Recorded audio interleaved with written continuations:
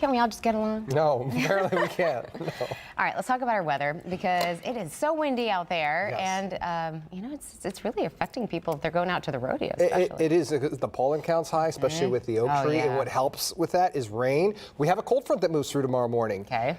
But this front doesn't help. With the rain. It doesn't help with the rain. I'm going to show you what that looks like on our Right. Futurecast. Let's start with what's happening right now. Of course, we've got the strong winds. You see downtown and the shaking of the camera. Houston area Chevy dealers camera.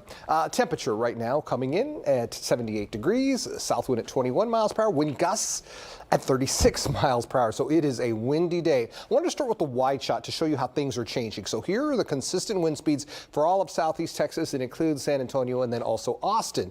40 mile per hour gusts in Austin right now. We're in the mid 30s around the Houston area, upper 20s from Galveston all the way out to Anahuac. So we have this humid southerly flow. But when you look at West Texas and even New Mexico, what you have is this very dry flow coming in from the west and 59 mile per hour gusts. So that dry flow has dropped humidities into the single digits or the teens, but we're very humid at 45% by the way, in the afternoon. The evening time is pretty high. But there's the dry line, the differentiation between that humid air mass and the incredibly dry air mass. That dry air is on the way from a cold front. It does not arrive overnight all the way through tomorrow morning. So I'm pausing this at 6 a.m. So we start out very similar to where we were this morning. But here comes the front and here comes the dry air. At lunchtime, we're looking at humidity in the single digits or the teens for most of Southeast Texas with the exception of Galveston. The dry air keeps coming in and it stays with us all the way through 6 o'clock tomorrow evening. And you've got humidity at this time in the teens and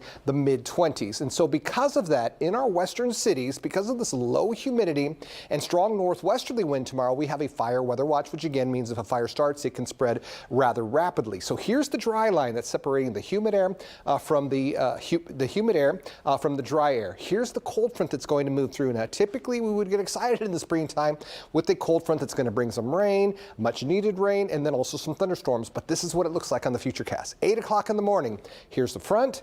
There's a little sprinkle or two here. 9 o'clock in the morning, a little light rain. 10 o'clock, it's along the coastline, and that's it.